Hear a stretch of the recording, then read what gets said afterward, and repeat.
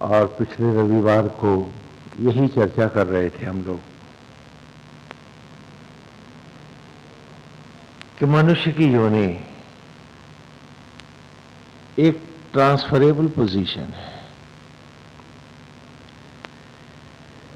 जैसे ट्रांसफर के बाद जहां व्यक्ति रह रहा होता है सब कुछ समेट लेता है,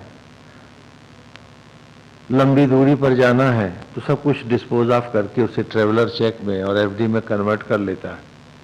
बाकी सामान अपने फ्रेंड्स को या जरूरतमंदों को गिफ्ट करता हुआ सबकी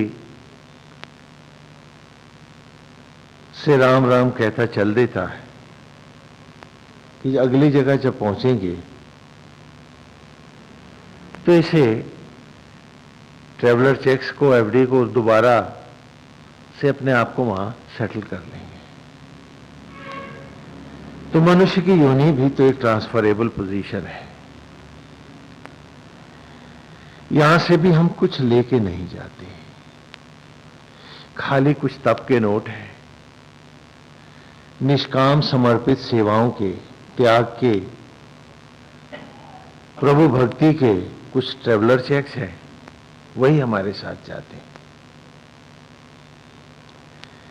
लेकिन जब हम भूल जाते हैं इस बात को तो हमें लगता है कि जो तप के ट्रेवलर चेक्स हैं उनको भी यही नगद कर डालें। तो इसलिए हर पूजा के बाद भगवान से कुछ मांग लेते हैं कि ये दे और दे दे, मतलब कुछ बाकी मुंह नहीं रखना चाहते, अकाउंट साफ रखना चाहते हैं। लेकिन कुछ ऐसे हैं जो इस सत्य को समझते हैं। पिछले शिवरात्रि के महापर्व पर हमारे साथ मिस्टर वालिया थे और यही प्रवचन स्थल पर वो हमारे साथ सत्संग में थे और उसके बाद यहां से जाते ही वो ट्रांसफर पोस्टिंग पर चले गए। आज भी हमारे बीच नहीं है। ये सबके साथ होना है। हम सत्संग जरूर करें लेकिन ये ना भूले कि क्षण फिसल रहे हैं, जाने कब किसकी बारी होगी। इसलिए वेद में कहा है कि वेदाहम सूत्रम विततम। जो वेद को जानता है वो नहीं जानता है, जो मानता है कि उसने वेदों को पढ़ा है वो अपढ़ है, गंवार है। जो मानता है कि वेद उसने पढ़े नहीं, जिए हैं, वो वेद स्वयं हो गया। वेदाहम, कि सत्संग का वो ज्ञान, वो सत्संग मैंने सुना नहीं, मैं स्वयं हो गया हूं। वेद अहम, मैं हूं वेद। सूत्रम, जिसके जीवन का ये सूत्र हो जाता है, विततम, व्यापक, वही अपने साथ कुछ ले जा सकता है, बाकी सब कुछ गंवा जाते हैं। जो नहीं जाना है वो तो नहीं जाना है, जो जा भी सकता है उसे भी नहीं ले जा पाते। इसलिए हम इस अमृत ज्ञान को केवल सुने नहीं, अपनी जिंदगी में उतारें और अभ्यास करने का प्रयास करें। यही आज की ऋचा भी है और हमारे मित्र की स्मृति भी है कि सा न पावक दी देवो अग्नि देवाम इहा वहा उपयज्ञम हविष जना। कि सा न पावक दी देवो, सामान्य जीव, सामान्य ज्योति, और सामान्य ऐसे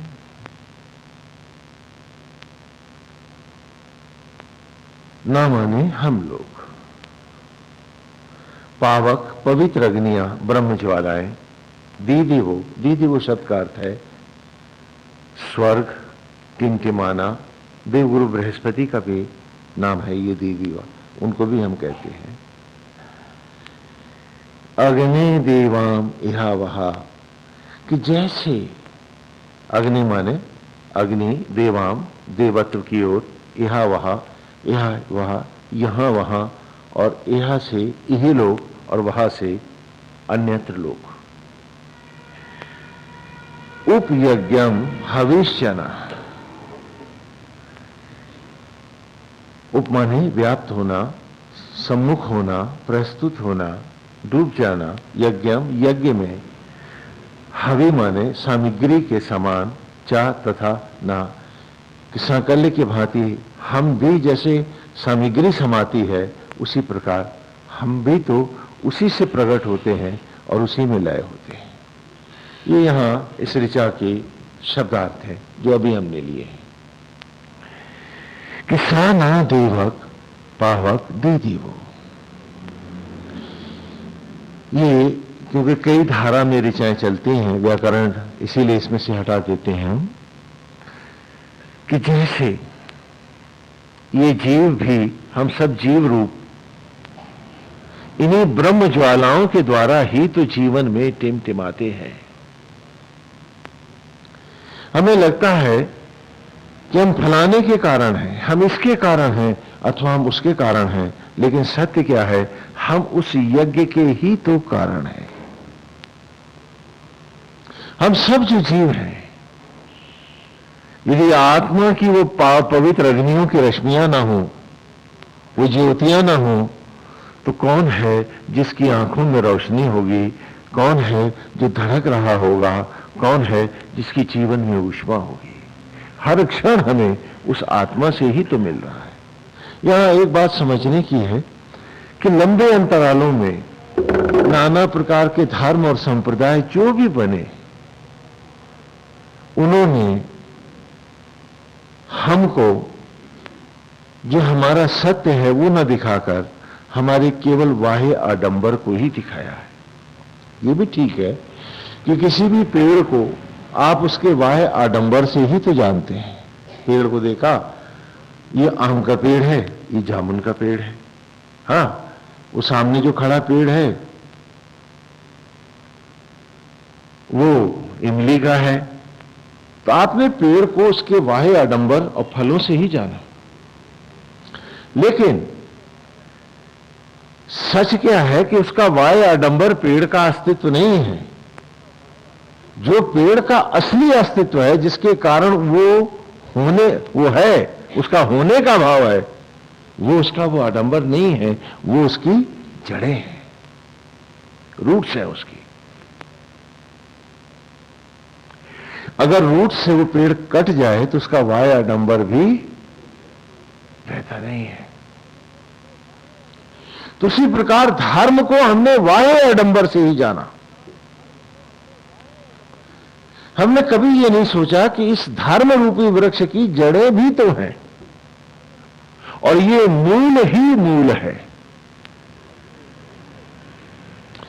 यदि ये मूल नहीं है तो बाह्य आडंबर का भी कोई अस्तित्व नहीं है।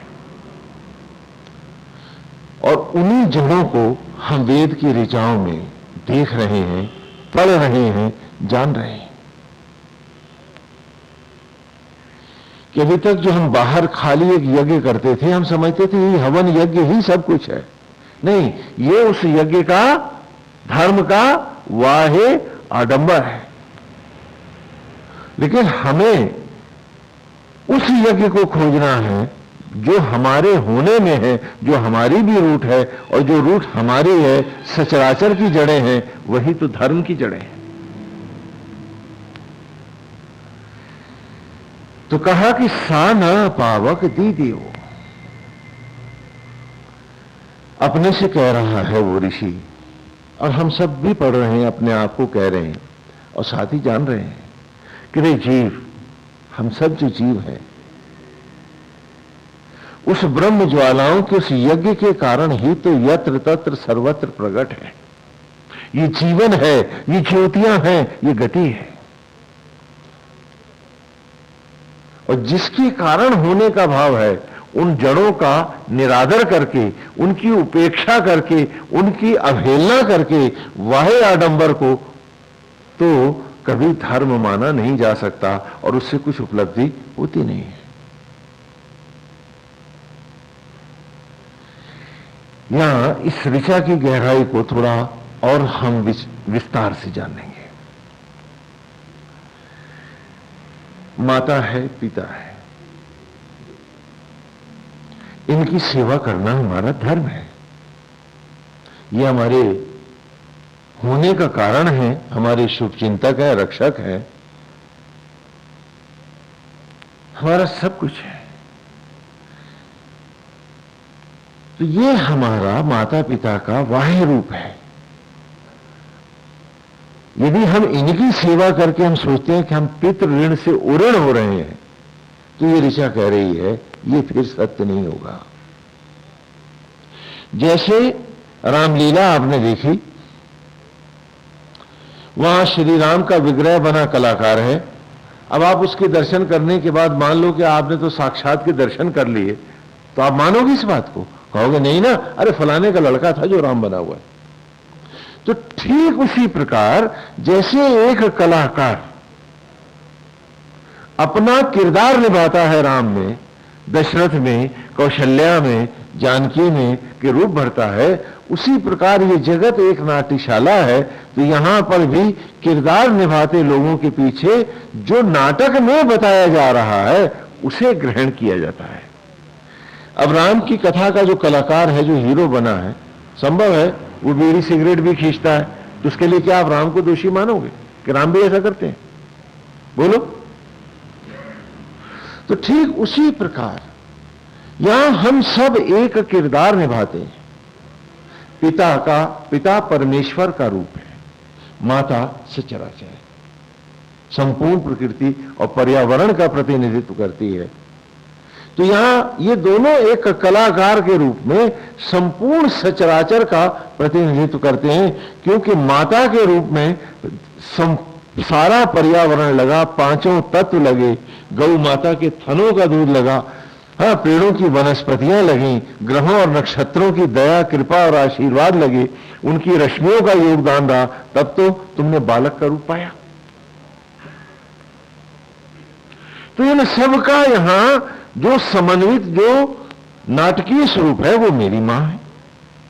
तो ये मां किस मां का प्रतिनिधित्व कर रही है? सचराचर का।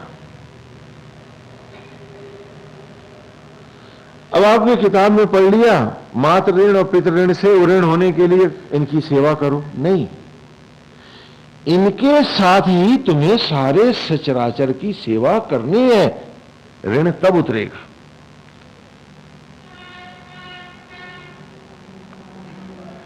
केवल उसके वाय आडंबर को नहीं देखना है, उसकी रूट्स को, जड़ों को भी पहचानना है।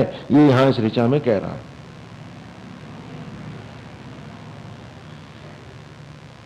क्योंकि जड़ों को आप इग्नोर कर दो तो पेड़ आपको फल दे सकता है क्या?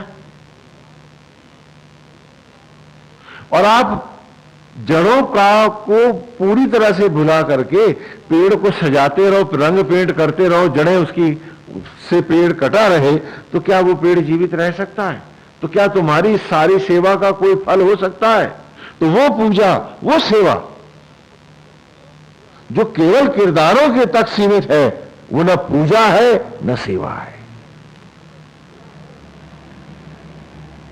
इनको उनका प्रतीक मानकर, जैसे ईश्वर का रूप मानकर हम मूर्ति को सजाते हैं, उनके चरणों में प्रसाद रखते हैं, तो ये क्या है कि ये हमारा भाव है, निमित्त भाव। उसके बाद यदि वो प्रसाद, हमारी सेवा उन जीवों के लाभ के लिए प्रयोग नहीं की जाती है, उन्हें अर्पित नहीं होती है, तो ये सेवा अधूरी है।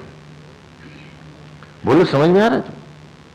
आपने लड्डुओं का थाल पत्थर की मूर्त को तो नहीं दिया था ना, इसीलिए चढ़ाया था कि ये प्रसाद के रूप में सबको मिले, और मिलती है।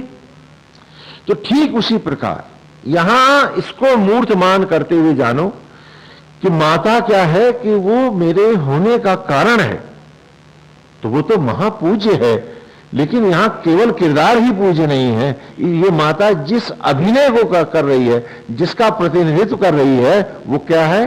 क्षिति, जल, पावक, गगन समेत और सारे ग्रह नक्षत्र, सब कुछ इसमें लगा हुआ है। वो केवल एक हाड़ मांस की मां भर नहीं है।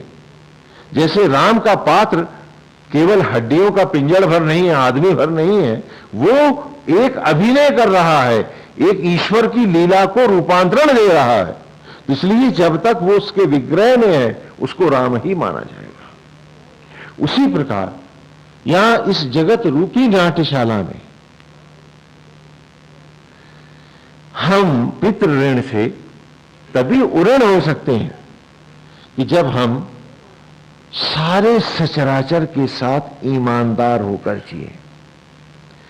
और इसी प्रकार सब एक एक जो व्यक्ति है यहां, जिसके साथ जिसको कि मैं संबंध कहता हूं, वो संबंध है, जब तक उसको मैं उसके किरदार को उसकी व्यापकता में नहीं देता हूं, हर नाता रिश्ता मेरे लिए पवित्र नहीं होता है और सुखद भी नहीं होता है। आपके घर हैं, आप सब लोग अपने अपने परिवारों में रह रहे हैं। मैं आपसे पूछता हूं, कौन सा नाता है जो आपका सुखद है, जहां आपको तनाव नहीं है, जहां आपको कुंठाई नहीं है, जहां आप झगड़ते नहीं? क्यों? क्योंकि आप केवल किरदारों को ही सब कुछ मान बैठे हो। यदि उसके पीछे के पृष्ठ भाव को भी लिए होते तो आज आपकी जिंदगी सुखद होती, तनाव से रहित होती और आप एक सुखद जीवन जी रहे होते। लेकिन क्या है कि हमने पृष्ठ भाव का परित्याग कर दिया है।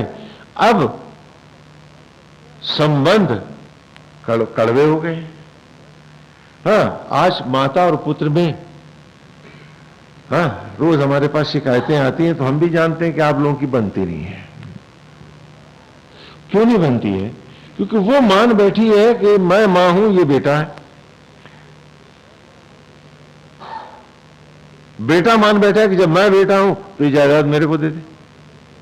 जो कर रहा है मेरे लिए तो कर रहा है। क्यों कर रहा है? क्योंकि मैं इसका बेटा जो हूं। आप में तनाव है। हर कोई अपने अपने पक्ष को लेकर के आपस में कुंठित है। सास बहू में है, हाँ, तो ससुर जमाई में भी जम रही है खूब। हाँ, आप कहीं पर भी इंसान हो सकते हैं, ससुराल में खाली जमाई रहेंगे, इंसान नहीं रहेंगे। कुछ गलत किया गया क्या? होता है? नहीं होता है। क्यों? क्योंकि आपने संबंधों की को सतही रूप में ले रखा है। धर्म आपको आपकी जड़ों तक लाता है, तो मुर्दा पेड़ भी जिंदा हो जाते हैं, संबंध मधुर हो जाते हैं। इसीलिए कहा कि आध्यात्म के बिना न तो भौतिक जीवन है, न कोई भौतिक लाभ की कल्पना भी करोगे, न कोई नाता है, न संबंध है। और ये ऋचाएं जो आज आप हमसे पढ़ रहे हैं, इतने छोटे बच्चों को मैं गुरुकुल में पढ़ाऊं, और जब वो खाली घड़े इस अमृत से भरते हैं तो वे संबंधों को भी पहचानते हैं, उन्हें जीना भी जानते हैं, और संबंधों के पृष्ठ में इस वाय आडंबर के पीछे की जड़ों को भी पहचानते हैं। आज जड़ों से कटी हुई संस्कृति कहां सुखी हो सकती और किस भाव को ईमानदारी से धारण कर सकती? आप में से बहुत से समझते हैं कि धर्म की राह में जाने से शायद हमारा भौतिक जीवन थोड़ा अस्त व्यस्त होगा। ऐसा नहीं है। पहली बार आपका भौतिक जीवन सुखद होगा। पहली बार आप भौतिक जीवन को सुखपूर्वक जीने की कला सीख रहे होंगे। आज इसी ऋचा में कि आज आप समझते हो कि आपके जीवन का कारण नौकरी है, पैसा है, बिजनेस व्यवसाय है, नाते रिश्ते हैं, तो आप हर जगह अपने आप को असुरक्षित मानते हो। You are not secured. You have all the fear complexes. हाँ, आपने कुछ पैसा जो बचा रखा है तो फाइनेंशियल इंस्टीट्यूशंस डूब रही हैं तो आपका पैसा भी जा रहा है। हाँ, कुछ लोगों का तो गया ही है। क्यों? क्योंकि वो पैसा ही तो आपका जीवन था, जीवन का सोर्स था आपका। जड़ था वो आपकी रूट था, और रूट ले गया फाइनेंशियल, इंस्टीट्यूशन डूब गई। नौकरी में कहीं कुछ गड़बड़ हो गई तो भाई जिएंगे कैसे? नौकरी क्या बनी है? रूट बनी है, जड़ बनी है। हाँ, बिजनेस में कहीं कुछ गड़बड़ हो गई, ऊंच नीच हो गया, माल नहीं बिका या नहीं बना, तो वो फियर कॉम्प्लेक्सेस आपको हैं, डर है ना, आपको तनाव है, चिंता है कि कल को अगर ये बैठ गया तो जड़ कट जाएगी, जियोगे कैसे? तो मेरी विचित्र अवस्था है कि मैं उस पेड़ की जड़ों को उसकी टहनियों और पत्तियों में खोज रहा हूं कि शायद पेड़ टहनियों के कारण जिंदा है, शायद तने के कारण अथवा पत्तियों के कारण।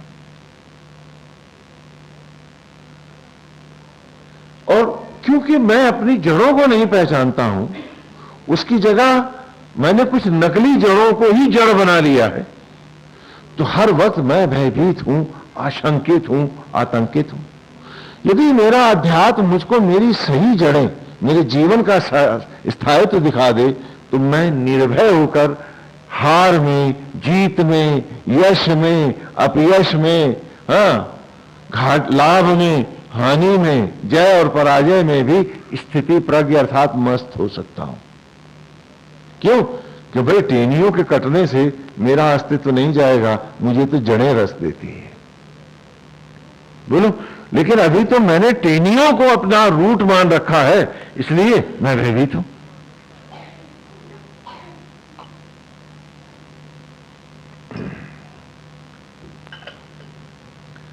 तो यहां इस ऋचा में यही कह रहा हूं कि सा न पावक दीदियो अग्ने देवाम एवा, कि हे आत्मा, हे यज्ञ, उपयज्ञम हविष्यना, कि जीवन का हर क्षण सामग्री बनकर के जब यज्ञ में व्याप्त होता है, तभी तो हम होते हैं, हमारा अस्तित्व होता है, रूट यहां है और हम सर्वत्र अपनी जड़ें खोजते फिर रहे हैं। तो भौतिक जीवन में, पारिवारिक जीवन में, व्यवसाय में, कहीं पर भी हम कैसे सुखी हो सकते हैं? क्योंकि हमने अपनी जड़ों को यही मान रखा है। और जड़ों के बिना न तो कोई जीवन होता है और न उपलब्धि होती है। आपको एक छोटी सी कथा सुनाते हैं, कहानी सुनाते हैं, एक उदाहरण देते हैं। एक था पेड़ जामुन का, बहुत विशाल पेड़ था वो, चारों ओर दूर तक उसकी शाखाएं लहलहाती थी। उसकी काफी आयु भी थी पेड़ की। उस पेड़ पर बड़े रसीले जामुन के फल लगते थे।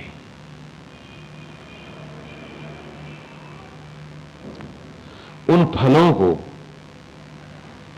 सैकड़ों चिड़िया परिंदे खाते थे। जंगल में खड़ा था वो, उनकी भूख मिटती थी। एक बार एक शाख पर एक बड़ा ही खूबसूरत जामुन का फल लगा, बहुत सुंदर था वो, चमचमाता नीला, घने बादलों सा घनेरा। पेड़ को अपने ही फल से बहुत प्यार हो गया। वो उसे पत्तियों से ढक के रखता, चिड़ियों से बचाता, और उस जामुन के फल को भी पेड़ से असीम प्यार था। दोनों हवाओं में झूलते, संग संग रहते, और उन्हें लगता कि एक दूसरे के बिना वे अधूरे हैं। लेकिन समय की गति तो समय की गति ही होती है। एक दिन तेज हवा का झोंका आया, वो फल शाख से अलग हो गया, टहनी से टूटा और जमीन पर आके गिर गया। ये अलगाव पेड़ के लिए भी असह्य था और वो फल भी बहुत दुखी था। दोनों इस पीड़ा को पी रहे थे, दोनों एक दूसरे के लिए दुखी थे, लेकिन दोनों में कोई किसी का इस अवस्था को बदलने की सामर्थ्य नहीं रखते थे। न फल लौट कर टहनी से लग सकता था, न टहनी झुक कर जमीन तक आ सकती थी। समय के साथ उस फल के गूदे को कीट ने खा लिया, कीड़े खा गए उसको, और सूखी गुठली जामुन की पड़ी पेड़ के नीचे। तो सूखी हुई गुठली ने पेड़ से कहा कि क्यों रे पेड़, क्या तू भूल गया मुझको? क्या तुझे याद नहीं तू कितने प्यार से मुझे झुलाता था? मुझे कितनी कहानियां और गीत सुनाता था तू? कितना प्यार था हम दोनों में, क्या अब तू सब भूल गया? तो पेड़ ने उत्तर दिया, नहीं, मैं भूला नहीं हूं तुझको, मैं आज भी तुझे उतना ही प्यार कर रहा हूं, लेकिन विधि के विधान है। जो आज मिले हैं इन्हें कल बिछोड़ना तो होगा ही, और हर बिछड़न को अपनी ही गति और गंतव्य खोजने होंगे। मैं आज भी तुझे उतना ही प्यार करता हूं। तो कहा, फिर तू क्या मेरा थोड़ा मदद नहीं कर सकता? उसने कहा, क्या मदद कर सकता हूं मैं तेरी, बता, ऐसा क्या है जो मैं तेरे लिए करूं? तो गुठली ने पेड़ से कहा, देख, तेरे पास हजारों टहनियां हैं, करोड़ों पत्तियां हैं, खूब लहला रहा है तू। मैं तो एक सूखी हुई गुठली हूं, मेरे पास तो कुछ भी नहीं है।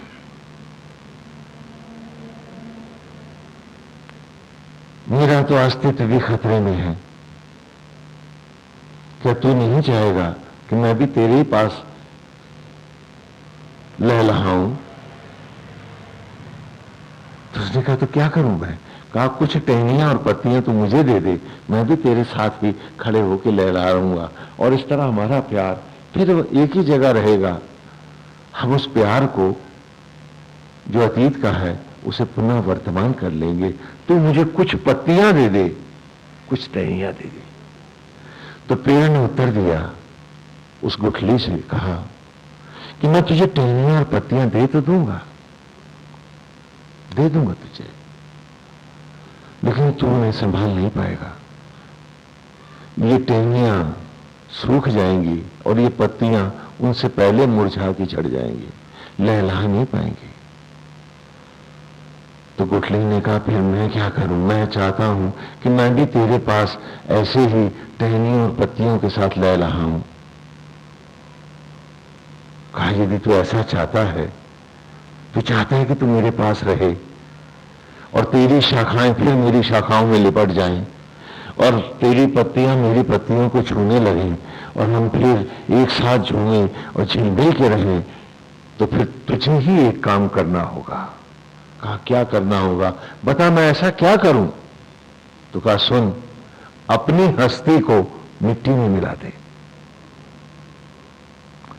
अपनी हस्ती को मिट्टी में मिला दे।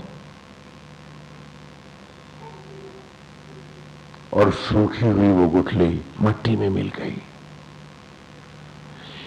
समय के साथ उसके पास जड़ें भी थी, अकुआ फूटा, फिर वो तना बना, और उसके पास भी ढेरों शाखाएं और सैकड़ों पत्तियां थी, और पुनः वो दोनों पेड़ आपस में अपनी अपनी बाहें समेटे हुए एक साथ हवा में झूल रहे थे। किसी के देने से किसी का कल्याण नहीं होता है, कुछ पा लेने से भी कोई भला होने वाला नहीं है। हमें अपने अस्तित्व को इस यज्ञ में मिलाना होगा, फिर हमारे पास जड़ें होंगी, पत्तियां होंगी। केवल मांगने से कहीं कोई कुछ पाता नहीं है, हमें उसको पाने की योग्यता को पहले पाना होगा। और जिसने अपने अस्तित्व को ही नहीं जाना, तो इस ऋचा में वो कह रहा है कि वो कहां पाएगा, कैसे पाएगा? कि सा न पावक दी देवो अग्नि देवा में। अब यहां इस ऋचा को कि हर क्षण अपनी जड़ों को अपनी आत्मा में खोज, वो है तो जीवन का क्षण है, उसी से वो जो तेरे बाहर रखे हैं जिन्हें तू समझ रहा है तेरा अस्तित्व है, वो इन्हीं जड़ों से उभरी हुई शाखाएं हैं। और शाखाएं जीवन नहीं होते, जीवन तो रूट से जड़ों से ही होता है, और वो जड़ें जो दिखती भी नहीं है।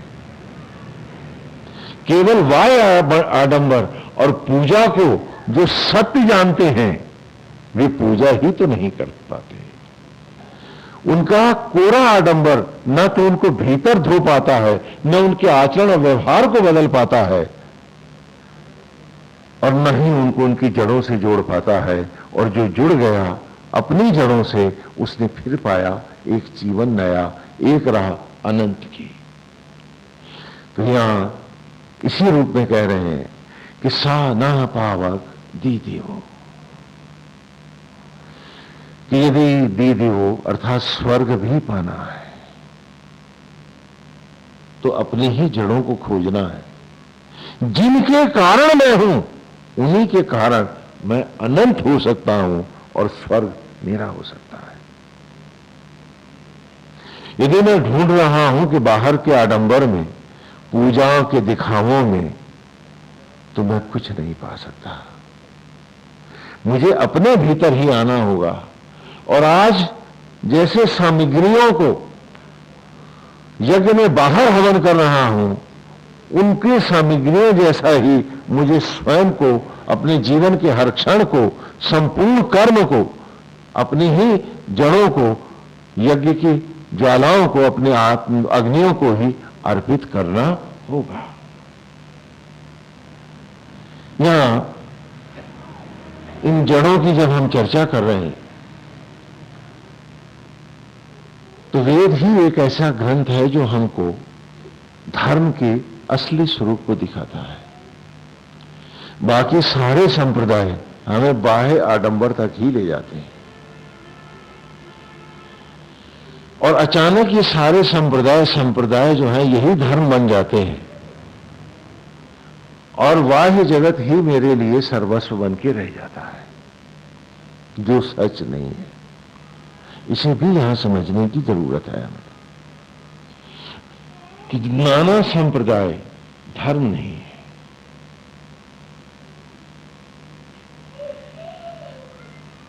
जैसे बस्तियां होती हैं, नगर बनते हैं, फिर वो प्रदेश होता है, एक देश हो जाता है, बहुत से प्रदेश जुड़ के।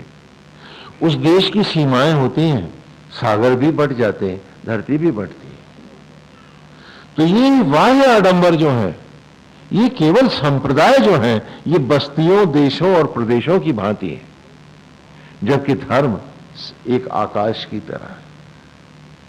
हम सब कुछ बांट सकते हैं, आसमान नहीं बढ़ता है। बढ़ता है क्या? ये आकाश जो अभी मेरे सर पर खड़ा है, 12 घंटे पहले ये ऑस्ट्रेलिया पर था। धरती घूम रही है, तो इस आकाश पर मेरा झंडा गड़ सकता है या ऑस्ट्रेलिया का? लेकिन हमने बाह्य आडंबर, बाहरी पूजाओं को ही, दिखावे को ही एक धर्म का रूप बनाया, और उसी में धर्म और अधर्म की चर्चा और कल्पना हम करने लगे।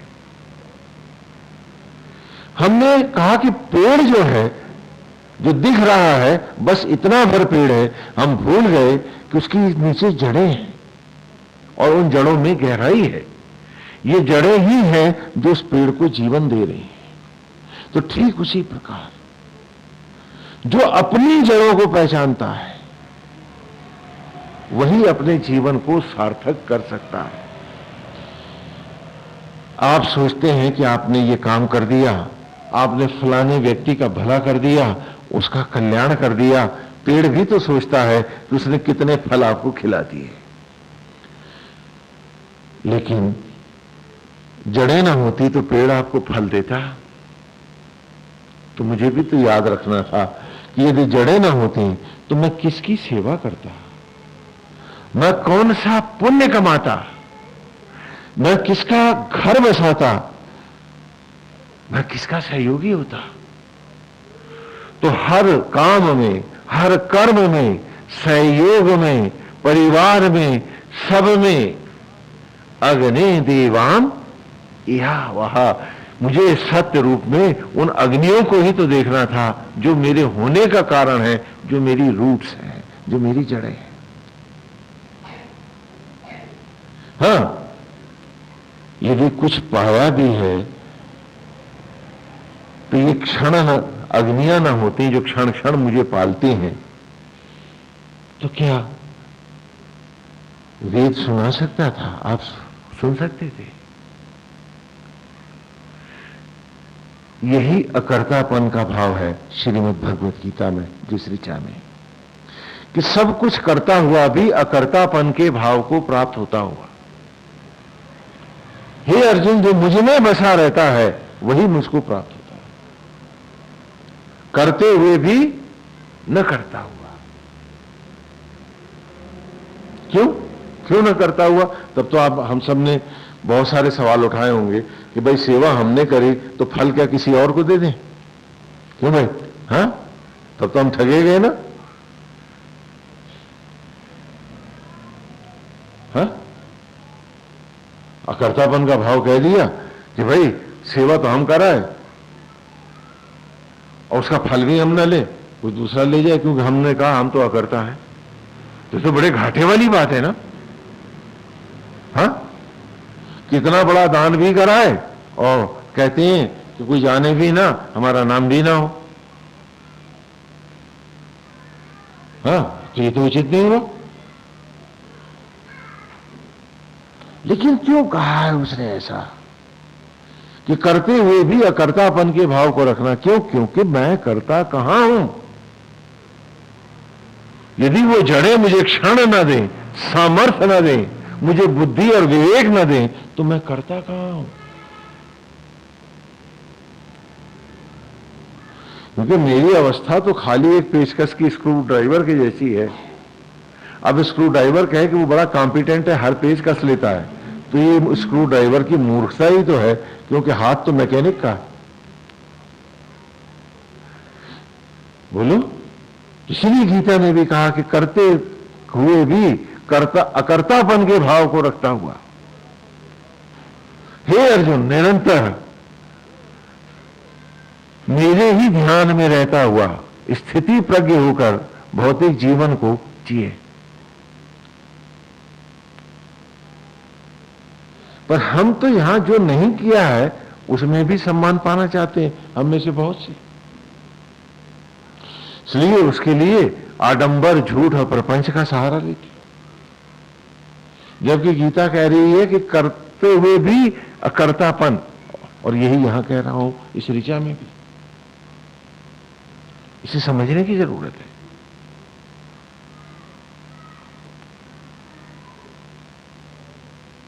कि निष्काम कर्म अथवा अनासक्त कर्म का भाव क्या है, क्यों है?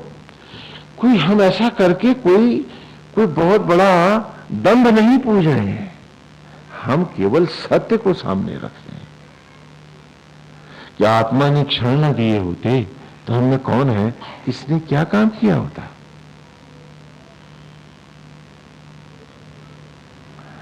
और जब तक इस भाव को सामने नहीं रखूंगा, मेरा अनंत में ध्यान कैसे होगा? क्योंकि जब मैं अकर्ता हूं तो नारायण ही तो करता है। बोलो, और जब मेरी हर सेवा में अकर्तापन का भाव है, क्योंकि करने वाला प्रभु है, तो मेरा ध्यान किस में है? और जब मैं करने वाला हूं तो मेरा ध्यान किस में है? यश में है, दम्भ में है, लोभ में है। तो यहां इस ऋचा में भी यही कह रहा हूं कि सा न पावक दी देवो अग्नि देवाम इहा वहा उपयज्ञम हविष च न।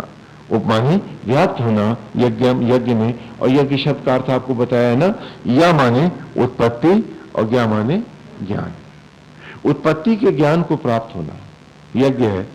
और इसी को हम पूर्व के ऋषि में भी पढ़ के आए हैं कि जब उन्होंने यज्ञ को स्पष्ट किया तो कहा बाहर का यज्ञ आडंबर है। क्या है? जैसे पेड़ दिखता है ये पेड़ है, उसी प्रकार बाहर दिखता है कि ये यज्ञ है, लेकिन जैसे उस पेड़ के होने में उसकी जड़ें हैं, उसी प्रकार इस यज्ञ की भी कहीं रूट्स हैं, जड़ें हैं, वो मूल उसको जानना है हमें।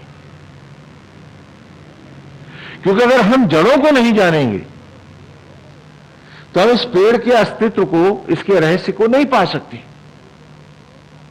और यदि हम रूट्स को पहचानते हैं तो हम जानते हैं कि इस पेड़ को हमें खाद, पानी और सेवा देनी है तो ये पेड़ और अधिक लहलहाएगा और ज्यादा फल देगा। हां, तभी इसमें अगले साल फिर बड़े फल आएंगे। खाली अगर हम पेड़ की आरती उतारते रहेंगे और रूट्स की उपेक्षा कर देंगे, उसकी जड़ों का ध्यान ही नहीं देंगे, तो क्या होगा? अगले साल फल तो नहीं आएंगे, संभवतः वो पेड़ भी न रहे। आपने कहा स्वामी जी हम पूजा ध्यान जब करते हैं तो कुछ दिन के बाद हमारा मन उछड़ जाता है। हमने कहा हाँ, पेड़ गिर जाता है क्योंकि जड़ों तक पहुंचा ही नहीं था। तू आपका मन क्यों उछड़ गया? हाँ, 4-5 दिन आपका ध्यान पूजा आपने करी, साधना करी, आंखें आंखें मीची, ध्यान व्यान किया, और छठे दिन आपका वहां जाने का मन ही नहीं हो रहा है। आपने बहुत लोग शिकायत करते हैं, सभी के साथ लगभग हो रहा है, ये होता ही है। क्यों होता है? क्योंकि वहां अब आप पेड़ की आरती उतारते रहे, जड़ों का आपने ध्यान नहीं किया। छठी बार जब आप गए, पेड़ ही ढह गया। अब ध्यान कहां से करो? यही तो हुआ आपके साथ। मंत्र लेकर के बैठे, एक अनुष्ठान लेकर के बैठे, और उसके बाद कुछ दिन तक तो ठीक चला, उसके बाद लगता है कब पूरा होगा, ये पीछा छूटेगा। इससे उसका कारण है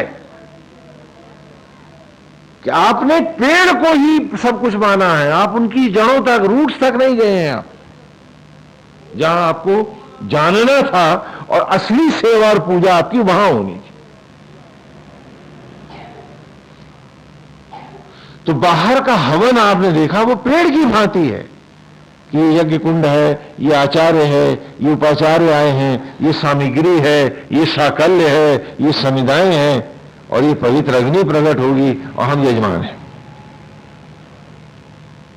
तो आपने उसी को यज्ञ माना, जबकि उस यज्ञ को मैंने पढ़ाने के लिए तुम्हारे जीवन यज्ञ को एक उदाहरण के रूप में, प्रतीक के रूप में, एक बाह्य आडंबर के रूप में धारण कराया है। और उसी से ऋग्वेद का हमने आरंभ भी किया कि पहले ही ऋचा में हमने जाना अग्निम ईले पुरोहितम यज्ञस्य देवम ऋतविजम होतारम रत्नधातनम, कि अग्नियों का अधिपति, प्रलय का देवता शंकर महाशिव, पुरोहितम संपूर्ण सचराचर को तत्व रूप, ज्ञान रूप प्रकट करने वाले परम ब्रह्म ब्रह्मा, और ऋतविजम ब्रह्मा द्वारा प्रकट इन बिंदुओं को नाना प्रकार के रूपों में ढालने वाले और पालने वाले विष्णु। वे कौन है? यज्ञस्य देवम, वे ही यज्ञ के अधिष्ठित देव हैं, वे ही आचार्य हैं। जो बाहर आचार्य बैठा है ये उसका प्रतीक है, लेकिन ये उसका जो प्रतीक है वाय आडंबर है, भीतर आत्मा ही यज्ञ का अधिष्ठित देव है ना। जैसे माता संपूर्ण सचराचर का प्रतिनिधित्व कर रही है, क्यों? क्योंकि मां बन के इस धरती माता ने, पांचों तत्वों ने, ग्रहों और नक्षत्रों ने, सबने मिलकर हमको बनाया है। तो क्या ये माता नहीं है जो हर क्षण हमें पाल रहे हैं, जो आज भी क्षण क्षण हमें पाल रहे हैं? ये सारा पर्यावरण मिल करके हमारे जीवन का अगला क्षण हमें दे रहा है, तो क्या ये मां नहीं है? तो इसी मां का, जो जन्म देने वाली माता है, उसका प्रतिनिधित्व कर रही है ये मां, वो सर्वव्यापी मां का स्वरूप।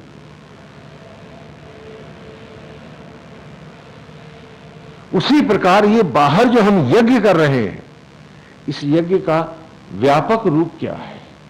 तो वहां पहली ऋचा में हमने कहा कि अग्निम ईले पुरोहितम, ये बाहर वाला जो हवन देख रहे हो तुम, उसमें जो आचार्य है वो तुम्हारी आत्मा का प्रतीक है, वो परमेश्वर का प्रतीक है, वो ब्रह्मा विष्णु और महेश का समन्वित रूप है, एक रूप है, संपूर्ण रूप है, जो यज्ञ का हवन कराने आचार्य हैं। लेकिन ये आचार्य जो बाहर वाला है, ये ऐसे ही है जैसे राम का अभिनय करने वाला अमुक का बेटा जो राम बना हुआ है मंच पर, ये वो है। लेकिन वो राम जिसका ये अभिनय कर रहा है वो कौन है? तो कहा वो तुम्हारा आत्मा है। आत्मा ही ब्रह्मा है, ये आत्मा ही विष्णु है, ये आत्मा ही महेश है। इसे पहचानो। और इसी को भगवान ने गीता में कहा भी कि हे अर्जुन, ब्रह्मों में मैं परम ब्रह्म। हाँ, भगवान क्या कह रहे? ब्रह्मों में मैं परम ब्रह्म, रुद्रों में शंकर हूं, वैष्णवों में महाविष्णु हूं, धनुर्धारियों में श्री राम है, छंदों में गायत्री मैं हूं और प्रणवों में ओंकार हूं। ओम में 3 अक्षर है ना, जो अभी पहली ऋचा में हमने पढ़े। आ उ मा तीनों जुड़े तो क्या बना? ओम। तो प्रणवों में मैं ओम हूं, ओंकार हूं। और संपूर्ण भूत प्राणियों के हृदय में वास करने वाला आत्मा, हे अर्जुन, मैं।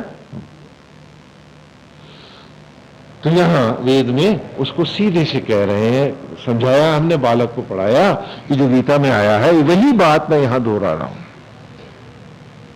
कि वो जो यज्ञ के आचार्य हैं उनका तुम अनादर नहीं कर सकते। कैसे, क्यों नहीं कर सकते? जैसे राम के रूप में खड़े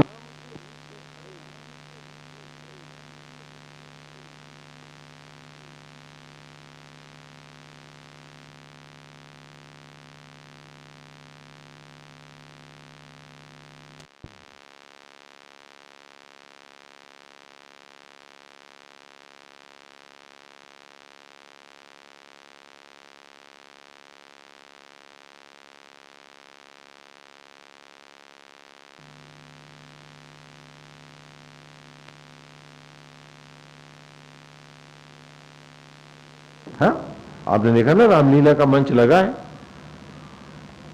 और उस मंच पर एक बालक है, आपका मित्र ही है, जो राम बन के खड़ा है। उस वक्त जब वो मंच पर श्री राम के विग्रह में है और नाटक का वो नायक बना हुआ है, क्या आप उससे एक दोस्त की तरह व्यवहार कर सकते हैं? अगर उसके माता पिता भी हैं तो क्या वो सोच सकते हैं कि उसको वो बेटा बेटा कह के बुला सकते हैं? बुला सकते हैं क्या? उस वक्त उसका सम्मान जिस किरदार का वो निर्वाह कर रहा है उसी का तो होगा। और किरदार के लिए भी ये धर्म है कि जिसको वो निभा रहा है उससे हटके न बोले न सोचे। उदाहरण देते हैं आपको। ये रामलीला का मंच है, 2 सगे भाई हैं, एक दशरथ बना है और एक कौशल्या बना है। तो अब मंच की मर्यादाओं में दशरथ बना लड़का, भले छोटा भाई है, और बड़ा भाई नाटा होने से कौशल्या बना दिया गया। हाँ, तो अब छोटा भैया बड़े भैया को ये तो कहेगा, हे मेरी प्राण प्यारी, यही तो कहेगा, नहीं क्या? और जो बड़े भैया है वो हाथ जोड़ के कहेंगे, आज्ञा करें प्राणनाथ, नहीं क्या? बोलो। अब अगर वहां हे भैया करने लगेंगे तो क्या रामायण हो पाएगी, रामलीला हो पाएगी? और क्या डायरेक्टर सह लेगा? उठा के बाहर फेंक देगा। तो इसलिए इस बात को बहुत अच्छे से समझ लो कि जो अपने किरदार में बेईमान है उसका कोई नहीं भगवान है, उसे ईश्वर कभी क्षमा नहीं करता है।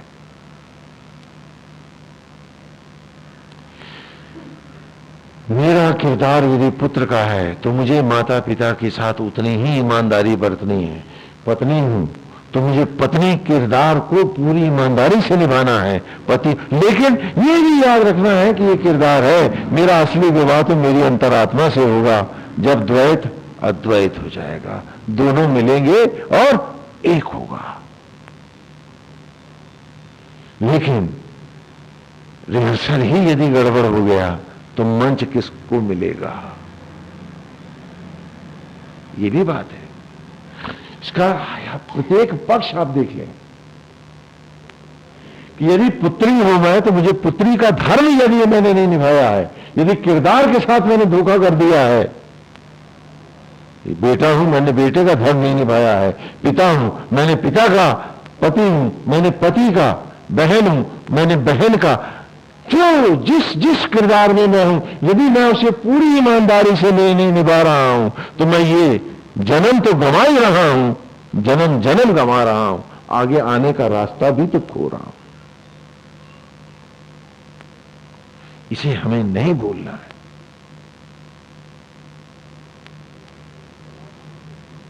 और आज इसी को भूल करके ही तो हमको नए संप्रदाय रास आने लगते हैं कि मैं जो करूं वो ठीक है क्योंकि भगवान जी कह रहे हैं मैं कर सकता हूं, और घर के जो करें तो गुनाह है, वो गलत है ना। ये तो अपने साथ किए गए विश्वासघात है। मैं किसी को धोखा नहीं दे रहा,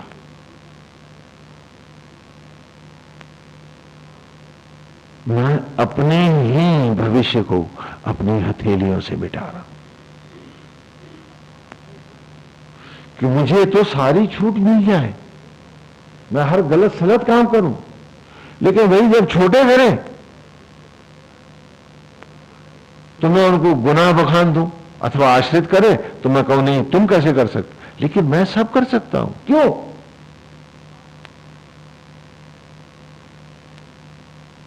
मैं कैसे कर सकता हूं?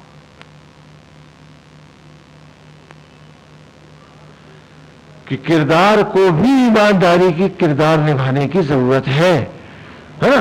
कल्पना कीजिए कि आप रिहर्सल के लिए गए, नाटक से पहले 1 महीना रिहर्सल होता है और उस रिहर्सल में आपने अपना किरदार के साथ कोई ईमानदारी नहीं बरती, हर बार उल्टा सीधा बोल रहे हैं, तो क्या डायरेक्टर आपको मंच पे आने देगा? तो वक्त का डायरेक्टर आपको भी तो भीतर नहीं जाने देगा।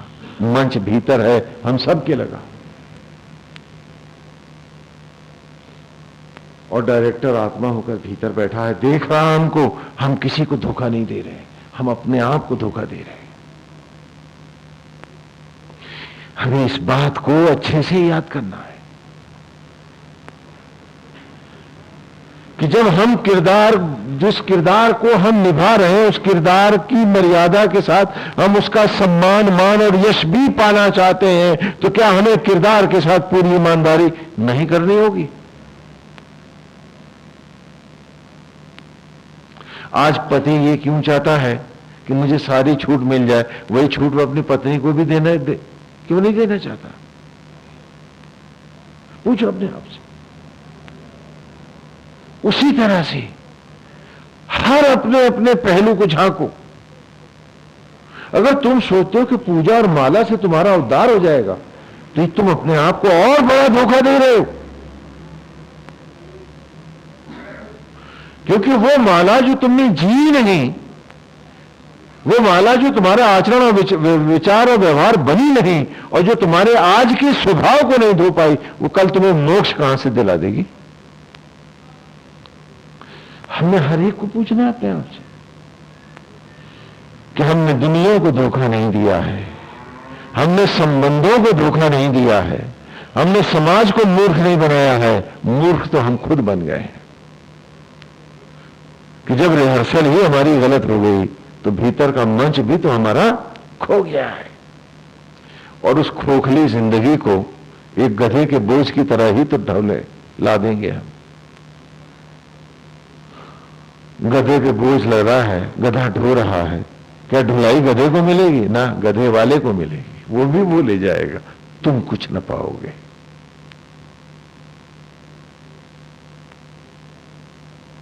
यही तो हमारी अवस्था रह जाएगी।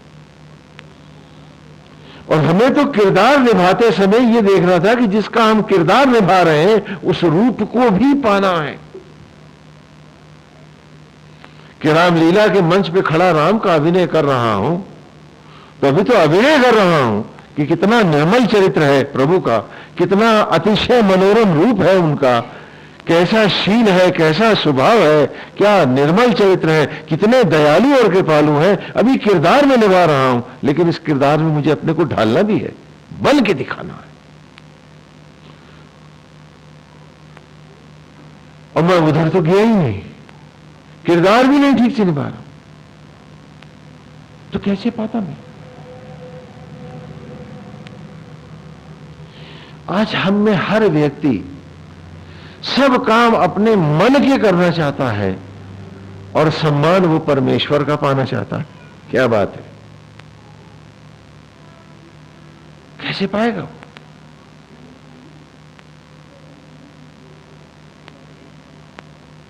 हाई स्कूल हम पास नहीं है, एमए में एडमिशन मांगते हैं। स्वामी जी मैं सन्यास ले लूं तो दे दो। हमने कहा अच्छा ये कोई फैशन है क्या कि ये ड्रेस छोड़ी और वो पहन ली? हाँ। और एक स्वामी जी हमारे यहां आए थे, अब सूट बूट में चले गए। हाँ, सुना है आजकल पैंट सूट पहने हुए घूम रहे हैं। फोन पे भी उन्होंने बताया था कि ड्रेस बदल ली उन्होंने। हाँ, कुछ महीने पहले वो इन्हीं कपड़ों में थे और अब वो पैंट सूट में आ गए हैं। अब पता नहीं उसके आगे चुरुट सिगरेट भी लगेगी नहीं, अभी मालूम नहीं है बाकी बातें, लेकिन बदल गया, चोला बदल गया। ऐसा भी होता है। हाँ, तो हमें किरदार निभाते हैं, किरदार भी हम ऐसे निभाते कि पूरी ईमानदारी से अपनी जड़ों से जुड़ेंगे नहीं और उस रहस्य को पहचानेंगे नहीं तो आगे बढ़ेंगे कैसे? तो इसी प्रकार यज्ञ में भी मैंने दिखलाया कि बाहर जो आचार्य है वो ब्रह्मा विष्णु और महेश का स्वरूप है। हाँ, वो कोरा पंडित जी नहीं है। यदि वो श्रद्धा आस्था और भावना नहीं है तो तूने कोई हवन यज्ञ बाहर भी नहीं किया है, यानी नाटक में भी तूने निर्माण नहीं किया है। और वही पहली ऋचा में कह रहा हूं, आप ये मत समझना कि हम बाहर के यज्ञ का कहीं अनादर करते हैं। हाँ, बहुत बार भीतर का यज्ञ पढ़ाते आपको लगता है कि तो फिर बाहर वाला कुछ नहीं, वो सब कुछ है। जिसने ये छोड़ दिया, तो जिसने प्राइमरी में ही जो नहीं गया उसने प्राइमरी छोड़ दी, अब वो हमें तक पहुंचेगा कैसे? ना, छोड़ने की बात नहीं कर रहे हैं हम। आप में बहुतों के मन में ये है कि फिर बाहर का यज्ञ कुछ, वो सब कुछ है, इसे भी समझने की जरूरत है। और ये ऋग्वेद के आरंभ में उन्होंने कहा कि अगनिम ईले पुरोहितम, कि ब्रह्मा विष्णु और महेश के रूप में वो जो बाहर आचार्य आया है उसको जानो कि ये उनका अभिनय कर रहा है और वो ब्रह्मा विष्णु महेश सत्य रूप में कहां है? वो आत्मा होकर तुम्हारे भीतर बैठे हैं। भीतर यज्ञ का आचार्य आत्मा है, बाहर इसी का प्रतिनिधित्व कर रहा वो शास्त्री है या जो भी आचार्य हैं जो पधारे। बाहर का यज्ञ बाहर के आडंबर को बताने के लिए, पेड़ का स्वरूप दिखाने के लिए, और भीतर का यज्ञ जड़ों की पहचान है, तेरी रूट्स को तुझसे परिचित कराने की बात है। उसे जानना है कि आत्मा का ही यज्ञ का अधिष्ठित देव है। भूतारम रत्नधात्मम, जो तुम्हारे पर न्यौछावर कर रहा है जीवन की स्वर्णिम उपलब्धियां, जीवन के अमृत क्षण, ईले उस आत्मा से अद्वैत करना है, अर्थात तुझे आत्मा का किरदार स्वयं भी निभाना है, वही बन के दिखाना है। आज आप कहते हो कि स्वामी जी हम भगवान में मिलना चाहते हैं, तो मैं फिर पूछता हूं तो फिर भगवान का किरदार क्यों नहीं निभाना चाहते? आज से ही, अभी से ही, इसी क्षण से ही तुम उससे जुड़ के क्यों नहीं जीना चाहते? फिर तुम विषयों में क्यों भागना चाहते हो? फिर तुम झूठ और पाप में क्यों जाना चाहते हो? फिर तुम मर्यादाओं को क्यों तोड़ते हो? तुम दाएं बाएं क्यों भागते हो? यदि तुम ईश्वर को पाना चाहते है ना, वे मंदिर सारे आते हैं, लेकिन जो प्रभु पाने आए, मैं तो उन्हीं से बात कर रहा हूं, वरना मंदिर में बहुत से जूते भी चुराने आते हैं उनकी बात और है। वो अपने अपने मंदिर मतलब से आते हैं। अब ऐसा तो है नहीं कि हर कोई एक ही भाव से आता हो, लेकिन वो जो ईश्वर पाने की भावना लेके आए हैं, वो जो चाहते हैं कि वो उनका अंतकाल प्रभु से जुड़े, वो जो चाहते हैं कि जीवन का एक एक क्षण अब का भी सुख से जीते हुए आत्मा के में अद्वैत होकर के आवागमन से मुक्त हो जाए, बात उनकी कर रहा हूं। कि जो सचमुच अपने को, जो धर्म की राह जाना चाहते हैं, मैं उनसे पूछना चाहता हूं कि फिर जब वो ईश्वर में ही मिलना चाहते हैं, प्रभु में को ही अंत में पाना चाहते हैं, तो उस अंत को अभी से आरंभ क्यों नहीं करना चाहते हैं कि उन्हीं के साथ जुड़ के जिएंगे, अपने चरित्र को भगवान राम के जैसा पवित्र बना के रखेंगे, कोई मैल नहीं आने देंगे, फिर भटकेंगे नहीं, फिर किसी भी झूठ और कपट में नहीं जाएंगे, फिर अपनी जड़ों को आत्मा में खोजेंगे, बैंकों में नहीं, नौकरियों में नहीं। वो मेरी शाखाएं हैं, वो मेरी पत्तियां हैं, वो मेरा अस्तित्व है, उनको होना चाहिए, ये अलग बात है, लेकिन वो मेरी जड़ें नहीं हो सकती। और जब जब मैंने उनको जड़ माना है, मैं कभी सुख से सो नहीं सकता। हमेशा कोई चिंता, कोई तनाव, कोई कल का डर मुझे आज सोने नहीं देगा, ठीक से नहीं आएगी। तो मुझे अपनी अंतरात्मा में ही अपनी जड़ों को खोजना है, और इसी यज्ञ वेद के आरंभ में हमने अपनी जड़ें खोजने शुरू करें कि आत्मा ही यज्ञ का अधिष्ठित देव है, और वही जीवन के सारे क्षण हम पर न्यौछावर कर रहा है। सांस और धड़कन आत्मा से आ रही, बैंक से, नौकरी से, डेजिग्नेशन से, पोजीशन से नहीं। ये मेरा वाय आडंबर है, और जो क्षण यहां से आ रहे हैं, रूट यही है, मैं जीवन यहीं से पा रहा हूं, और उसका सुखद विस्तार ये वाह्य जगत है। न कि वाह्य जगत मेरी रूट्स है, वो मेरी जड़ें नहीं है। जब तक मैं इस सत्य को नहीं पहचानता हूं, मेरा चरित्र कभी पवित्र नहीं हो सकता।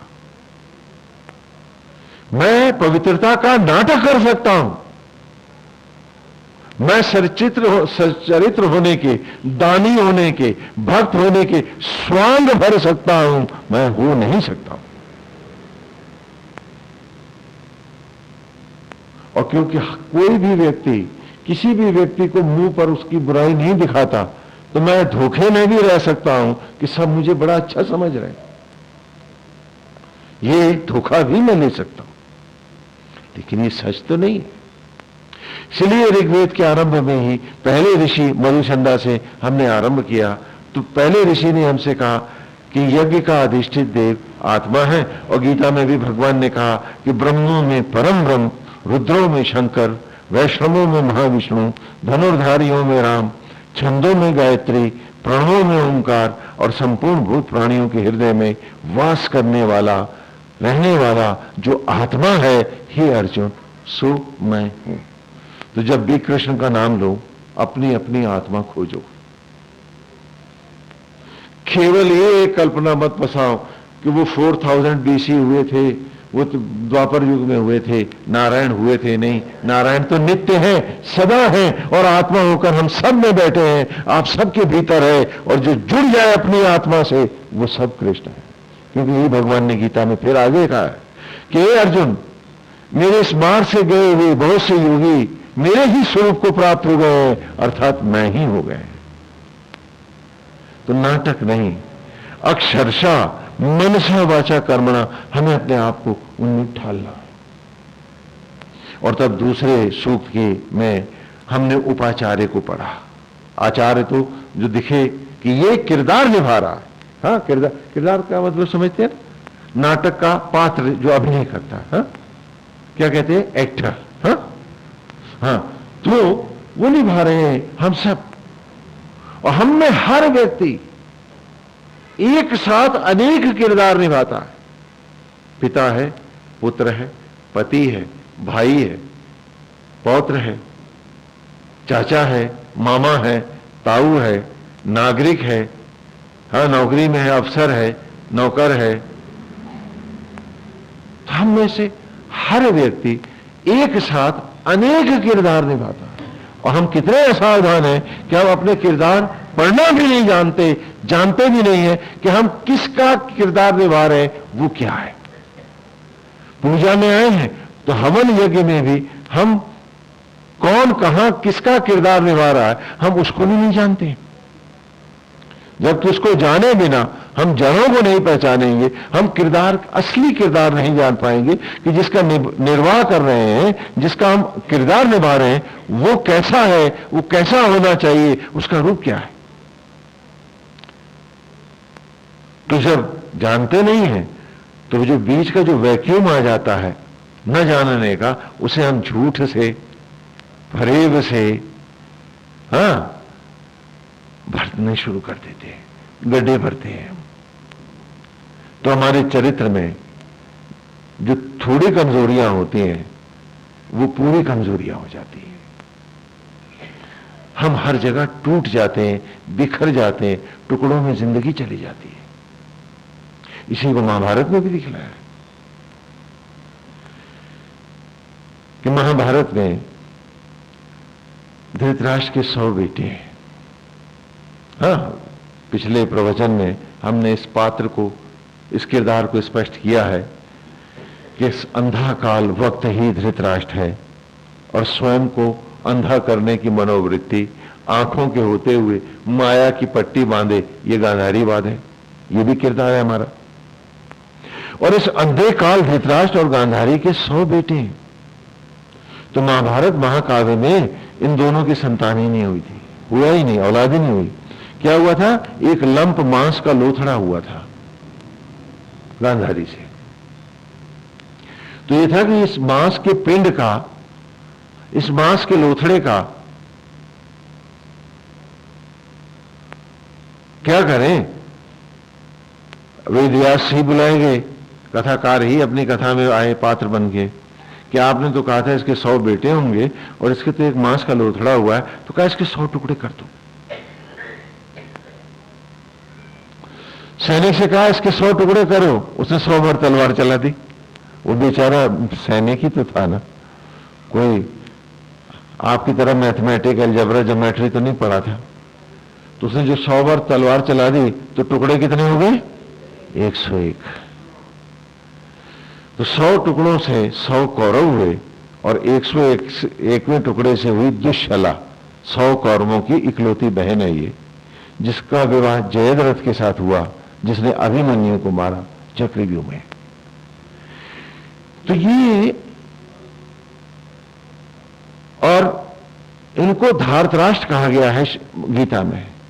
धार्तराष्ट्र शब्द का अर्थ है वे हंस से सुंदर पक्षी, वे हंस से सुंदर पक्षी जिनके चोंच और पंजे काले हैं और जो जीवधारियों को पकड़कर जीवित नोच नोच के खाते हैं, उन्हें हम संस्कृत में क्या कहते हैं, धार्तराष्ट्र। तो ये कौन है? पहले तो वो पिंड खोजो जिससे ये पैदा होते हैं। ये हमारा जो मस्तिष्क है, जो बहुत सोचता है, ये एक मांस का लोथड़ा ही तो है, ये एक लंप ही तो है। वक्त स्वयं को अंधा करने वाला काल धृतराष्ट्र है, अंधा वक्त ही तो धृतराष्ट्र है। और इस समय के साथ इस पिंड से उत्पन्न हुई सैकड़ों अतृप्तियां ही तो धार्तराष्ट्र हैं, कौरव हैं, जिस एक पिंड से पैदा होते नाना विषय विचार, चाहत, लोभ, मोह और आसक्तियां हैं। और ये कैसी होती हैं ये अतृप्तियां? हंस सी सुंदर। अगर ये सुंदर न होते इच्छाएं हमारी, तो तुम फंसते क्यों इसमें? बोलो कि ये हंस ही सुंदर है।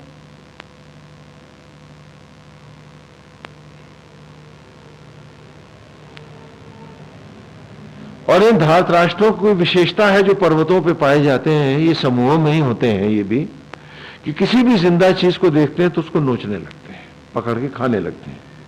आदमी हो, जानवर हो, पशु पक्षी, कोई भी हो। लेकिन इनमें एक विशेषता है धार्तराष्ट्रों में, कि केवल जिंदा ही खाते हैं, मुर्दा नहीं खाते। कि जैसे नोच रहे हैं, किसी आदमी को पकड़ लिया, खाने लगे,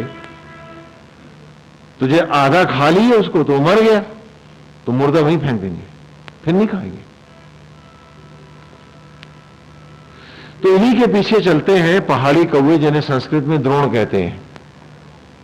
तो बाकी मुर्दे वो द्रोण खाते हैं, कौवे खाते हैं। और पक्षियों में सबसे सियाना कौन है? तो इसीलिए हमने महाभारत में भी आचार्य पद किसको दिया? द्रोण को, द्रोणाचार्य हो गए। कि सियाने कौवे मुर्दे खाएं। आज हम सबकी यही हालत है कि वो कौवे तो मुर्दा खाते हैं और हम सब अपनी ही जिंदगी के क्षणों को मुर्दा करके खाते हैं। आधी जिंदगी खा गए हम, यानी 3/4 खा गए हम। अपनी उम्र को खाने के अलावा और हम खाते क्या है? कि सियाने कौवे मुर्दे खाएं। आज वो अवस्था है हमारी। और हम मानते हैं कि हम बड़े समझदार हैं। कौवे सियाने होते हैं और हमने बड़ी समझदारी से ये बटोरा है, वो बटोरा है, ये कमाया है, भूल गए कि उम्र अपनी खा गए हैं और ये सब यहीं रह जाएगा। और ये तन का कपड़ा भी वो चिता की लकड़ियों पे उतार लेगा कि जो नया किरदार आएगा ना, उससे इसको दोबारा बना के पहनाऊंगा। तेरा इससे क्या मतलब? ये तो कमेटी का कपड़ा है, उतार और भाग यहां से नंगा।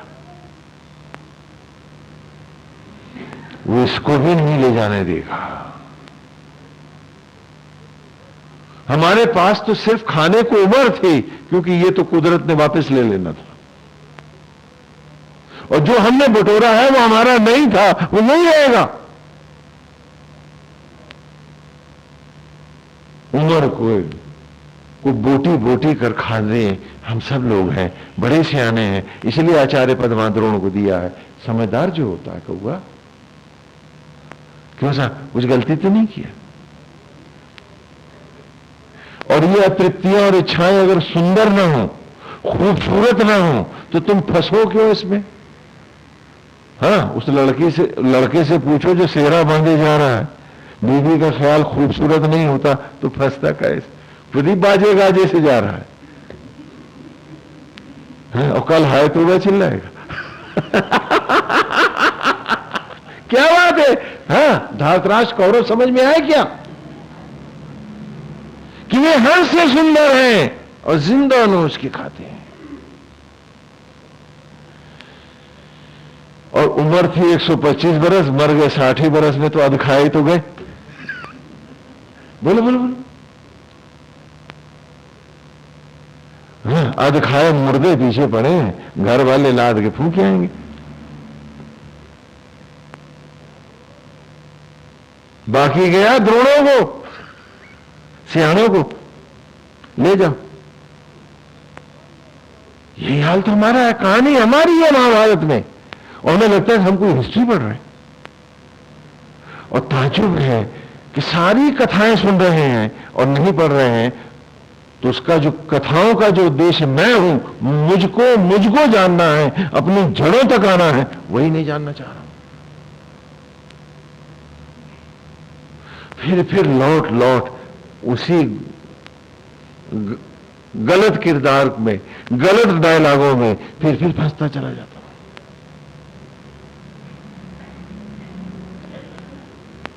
कि लगता है हां ये गलती है, लेकिन फिर अपनी कमजोरियों के कारण फिर भाग जाता हूं, फिर अपने किरदार को मैला कर जाता हूं और मेरा किरदार केवल एक आडंबर, एक नाटक घर बन के रह जाता। क्यों? क्योंकि हंस से सुंदर है। हाँ, ये सामान मिल जाए, ये संबंध हो जाए, अगर उसमें खूबसूरती ना होती, उसमें ललक ना होती, उसमें चाहत ना होती, तो तू फंसता क्यों? और जिंदा ना उसके खाते हैं, क्योंकि मरने पे कौन सा नाता रिश्ता है जो चुभता है?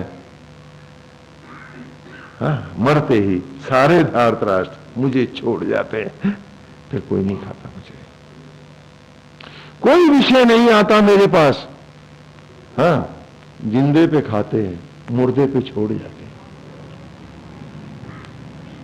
और चिता की लकड़ियों पर ये कपड़ा भी उतार लिया जाता है कि ये तुम्हारा नहीं है। और उसके बाद तेरा अस्तित्व कितना घट गया है कि तू स्वप्न में भी अपने घर वालों को देख सकता है क्या?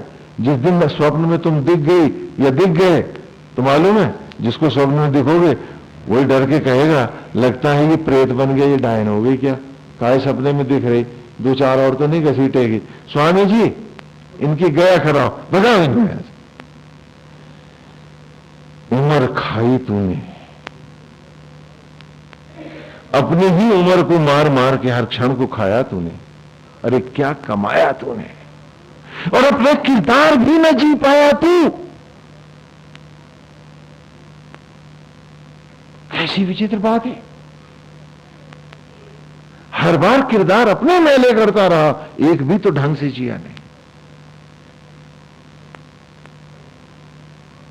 और हमेशा चाहा कि तेरा हर जगह सम्मान हो।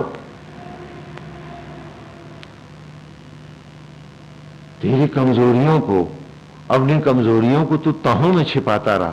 तो कहां छिपाता? अपने पेट के भीतर। तो वहां तो आत्मा बैठा है, तो नंगा तो तू था ही वहां, तो छिपाता काहे से? कैसे छिपाएगा तू?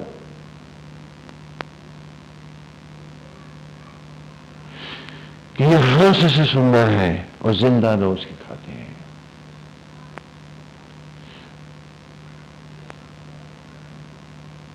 और जो अधखाया रह जाता है उसे द्रोण खाते हैं,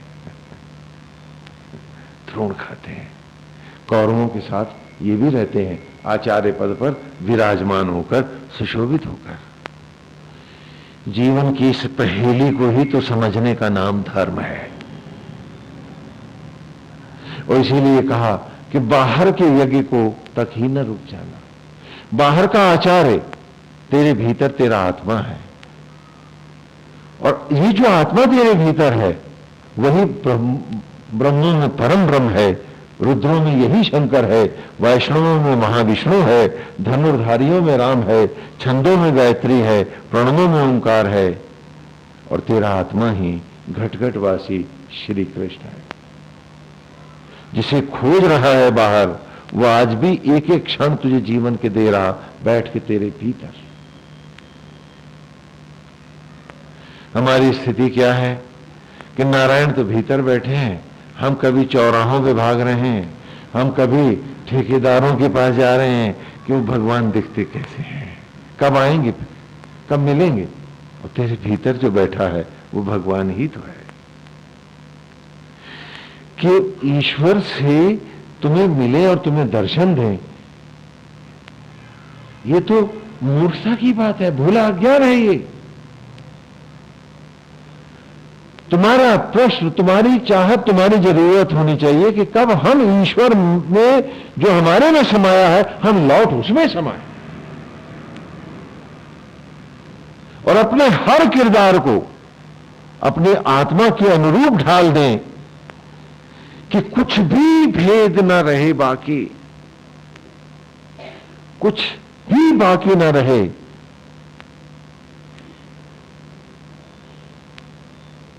कि उस किरदार को मैं ऐसा जीऊं कि उसमें जरा सा भी खोट ना रहे बाकी। ये अभ्यास ही मुझे उसमें ले जाएगा और ये अभ्यास ही मेरा मुझे मोक्ष दिलाएगा। और इससे विपरीत जो है मेरा जो किरदार है वो मेरा सर्वनाश करेगा। इतनी सी बात है जो हम नहीं समझ पाते कि आत्मा ही यज्ञ का अधिष्ठित देव है। का जो उपाचार्य बाहर है, तो दूसरे सूक्त में फिर पढ़ा रहा हूं, वायवाया ही दर्शते में शोभा अरम कृता तेषाम पाही श्रुति हम। कि जो प्राणवायु है, जो बाहर उपाचार्य यज्ञ में आया है, ये उसका किरदार निभा रहा है। ये प्राणवायु जो है यही उपाचार्य है। भगवान राम के दूत कौन है? और यहां पर भी आत्मा श्री राम के साथ जो अगला सूक्त आया, जो उपाचार्य का आया, तो वो कौन है? वायु आया है और वहां वायु पुत्र आया। बोलो समझ में आ रहा? तो कि वो जो उपाचार्य आए हैं वो मेरे आत्मा का प्रतीक है, प्राणों का प्रतीक है। वायवा या ही दर्शते में, मैं उन्हीं का इस ऋचाओं में आह्वान कर रहा हूं कि हे प्राणवायु, आज आवाहन है तुम्हारा। वायवा आया ही दर्शते में, इस यज्ञ को सींचने के लिए, जैसे जीवन यज्ञ को सींच रहा है, आज मेरे संकल्पों के यज्ञ को, मेरे किरदार को भी उस यज्ञ में सींच दे। सोमारम कृता, ज्योतियों से अलंकृत करने वाले यज्ञों को परिपूर्ण करने वाले, सचराचर को जीवन देने वाले, प्राण देने वाले, हे वायु, आवाहन है हमारा। सोमा आरम कृता तेषाम पाही श्रुति हवम, किस यज्ञ में जिसमें मैं अपनी आत्मा से अद्वैत होकर पुनः एक शिशु के रूप में प्रकट होना चाहता हूं, एक नया रूप चाहता हूं, उसमें तुम आज इस यज्ञ के प्राण बनो और उसे प्राण फलवित करो। तब तीसरे सूक्त में हम सब ने पढ़ा कि ये यज्ञ का अग्नि क्या है, हाँ? जो ब्रह्म ज्वालाएं हैं ये क्या है? क्योंकि बाहर की जो यज्ञ की अग्नियां हैं ये केवल जनाती हैं, उत्पन्न नहीं करती। जबकि वनस्पतियां, राख जब पेड़ों के गर्भ में यज्ञ होती है तो अपने रूप को खोती है, जैसे आग में हर चीज रूप खोती है, तो भस्मी भी रूप खोती है, लेकिन केवल रूप खोती नहीं है, अन्न में पुनः उत्पन्न होती है। तो ब्रह्म अग्नियों की विशेषता है कि जो सामग्री इसमें जाती है वो पुनः नया रूप पाती है और भी उत्तम जीवन पाती है। सड़ी हुई दुर्गंध से भरी मिट्टी, हाँ, पावन फल हो जाती है। ये ब्रह्म ज्वालाओं की लीला है, हाँ, जो आज हम पढ़ रहे हैं, अग्नि देवान इह वहा। ये अग्नियां जब पवित्र करती हैं तो समाज का दुर्गंध, त्याज्य, अछूत और अग्राह्य पुनः पावन फलों में, वनस्पतियों और पवित्रता में लौट आता है। आज उन अग्नियों से हमें जीवन का हर क्षण मिल रहा है और हम हैं कि उस हर क्षण को अपने किरदार के साथ मैला करके दुख में, चिंता में, द्वेष में, लोभ में और मोह में तबाह किए जाते हैं। हाँ, और धार्तराष्ट्र हमारी जिंदगी को नोचे जाते हैं, अध खाया फेंक जाएंगे, बाकी घर वाले ले जाकर चिता की लकड़ियों पर जलाएंगे। यही तो होगा। क्या कहानी है, क्या कथा है हमारी।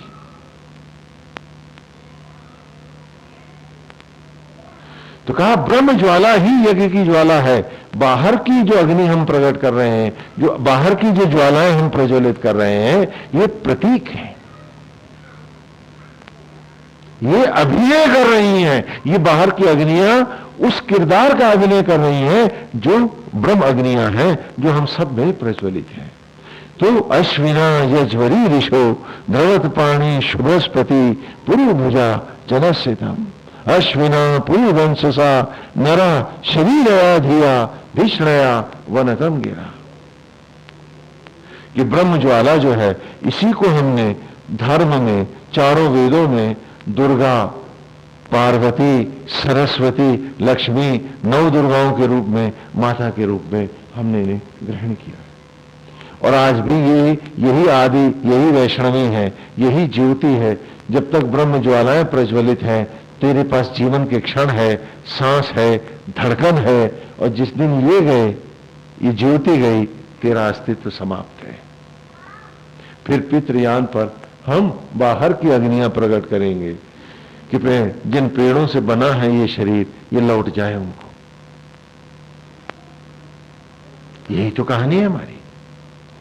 और इस प्रकार अगले सूक्त में जब हमने पूछा कि सामग्री, कहा ये शरीर ही सामग्री है।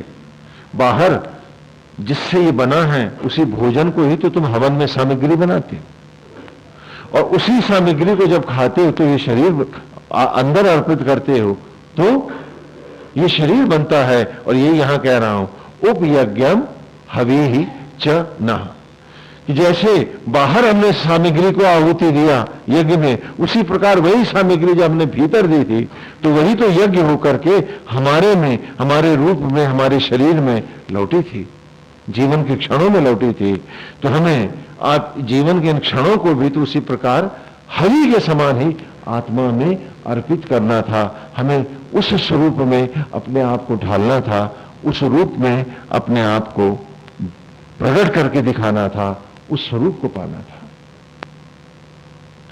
और तब जीव रूप हम यजमान हैं, भीतर भी और बाहर भी। तो प्रश्न ये है कि मैंने जो पूजा करी है, मैंने जो आरती करी है, क्या मैंने किरदार निभाया है? आज सारे संप्रदाय केवल हमें बाहर के आडंबर तक ले जाते हैं, उससे आगे वह हमको कुछ जानने नहीं देते। ये तो बड़े सौभाग्य की बात है कि ये वेद, जबकि जैसा कि आता है इन्हीं संहिताओं में कि वेद की 1,000 शाखाएं थी। वेद की 1,000, शास्त्र समझते ना, 1000 शाखाएं थी, जिसे इंद्र ने ध्वस्त करा दिया, ऐसा आता है, वेद व्यास ने ऐसा कहा है। तो यहां इंद्र का अर्थ मन से लेना चाहिए, किसी देवता से नहीं, कि मन में के दंभ ने आज उस अनुपम ज्ञान का विनाश कराया। मन भटके, मन लड़े, मन विक्षिप्त हुए, और मन ही तो लड़ाते हैं। मन के विषयों के में फंस करके ही तो संबंध भी मैले हो जाते हैं,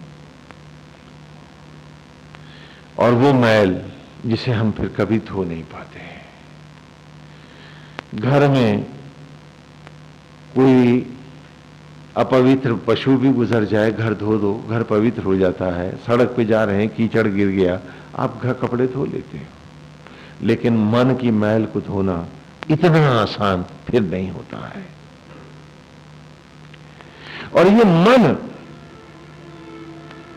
इसको बहुत व्यापक रूप से सभी धर्म ग्रंथों में और वेद में भी गाया गया है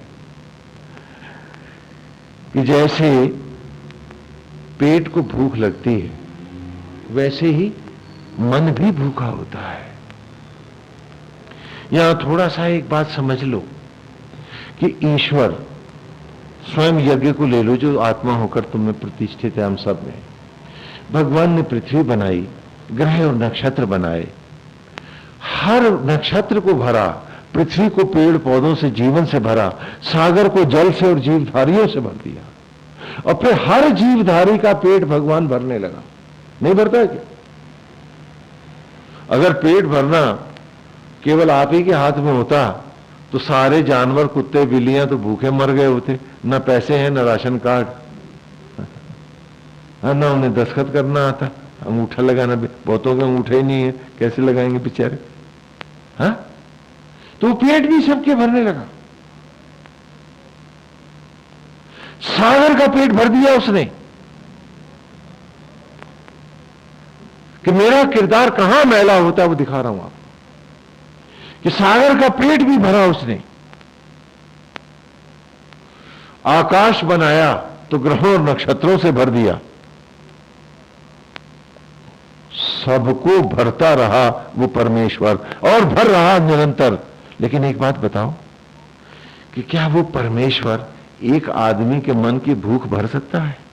बोलो, भर सकता है क्या? भर सकता है क्या? और तमाम उम्र तुमने किरदार मैले किए, क्यों? मन की भूख की खातिर, जिसे भगवान भी नहीं भर सकता है, जिसे ईश्वर भी नहीं भर सकता है, और तुम उसी को भरने में लगे थे कि इस काम को कर लें, ये चीज ले आए, ये कर डालें, भले इसके लिए झूठ बोलना पड़े, भले इसको अपने किरदार के साथ हमें धोखा करना पड़े, भले हमारे चरित्र के विपरीत, लेकिन कर डालें। हमारी राह से विपरीत है, लेकिन कर डालें। क्यों? मन जो भूखा है, इसकी भूख मिटा दें। कीचड़ धुल सकता है, लेकिन मन की मैल को धोना बहुत बार हमारे लिए संभव भी नहीं होता है। मुश्किल तो भूलो, असंभव हो जाता है। ये मन यदि भूखा रह जाता है तो हमारे किरदार के साथ हमें भी खा जाता है।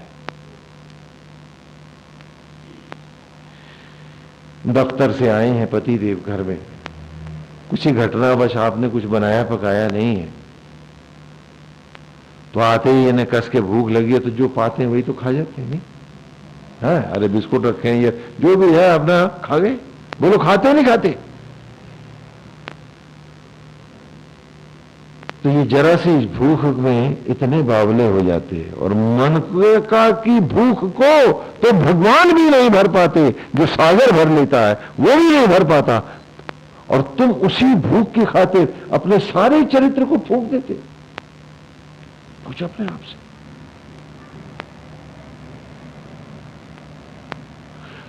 एक ही प्रकार का भोजन आप रोज पकाते हो और खाते हो, हाँ? क्या आप बोर हो जाते हो? होती हो क्या? है कि भाई अब हम बोर हो गए, अभी खाना छोड़ देते हैं, 4-6 दिन भूखे रहेंगे, रह जाओगे। तुम मन को भी भूखा मत छोड़ो, नहीं तो ये तुम्हारा सर्वस्व खा जाएगा। इसकी भूख एक ही प्रकार से भरी जाती है, इसीलिए परमेश्वर इसको नहीं भर रहा है। किसको एक ही तरीका है भरने का, कि इसे प्रभु के सत्संग से सदा भरते रहो। रिपीट लाइक फूड, वही रोटियां जो बार बार सुबह शाम दोहराते हो, तो सत्संग को भले वही है, दोहराते रहो, इसे भूखा मत छोड़ो। क्यों? क्योंकि जैसे ही ये भूखा होगा, पड़ोसन का प्रपंच शुरू कर दोगी, इसकी निंदा, उसकी चापलूसी, फलाने का नाटक वो तुम शुरू करोगे। और ये तो खैर अमेरिका इंग्लैंड तक के जैसे ये राजनीति ये डिस्कस नहीं करेंगे तो दुनिया की सरकारें कैसे चलेंगी? ये उसमें हो जाएंगे उसमें, उसमें चले जाएंगे। इस भूखे मन को अपने किरदार में बसा लो, उसके मनोहारी रूप में, कि तुमको उसी में डूब करके यथा तद्रूप होकर के दिखाना है। जिस दिन तुम इस सत्य को पा जाओगे, आज क्या है कि भूखा मन तुमको खाता है। कैसे खाता है? कि मन की भूख जगी है, अब फलाना काम करना, ये कपड़े सिलवाने, ये वो गहने लाने, है ना? क्यों? खाली मन था, अब दूसरों की डुप्लीकेशन में ले गया, उसकी नकल करनी। और ये अगर प्रभु के ध्यान में उसके मनोहारी रूप में, उसकी मस्ती में फंसा होता, तो ये तुम्हारे किरदार को, तुम्हारे चरित्र को, तुम्हारे निर्मल भाव को तो नहीं खाता। और यही हाल आपके साथ होता, हम सबके साथ है ये। हम मन के दास बन जाते हैं कि फिर मर्यादाओं को चाहिए कि हमारे मन का ऑर्डर माने, और मन को बड़े अच्छे सुंदर हर तरह के परिस्थितियों के तर्क गाने आते हैं। जैसा कि महाभारत में हमने पढ़ा कि जैसे जब मेरे को कोई काम करना होता है तो उसके भी कुतर्क सुतर्क होते हैं, है ना? और जब मुझे किसी से का वो काम नहीं करना होता है तो सुतर्क भी कुतर्क लगते हैं। ये मन वो भ्रमजाल है, वो चक्रव्यूह है कि अभिमन्यु फंस जाता है इसमें, निकल ही नहीं पाता।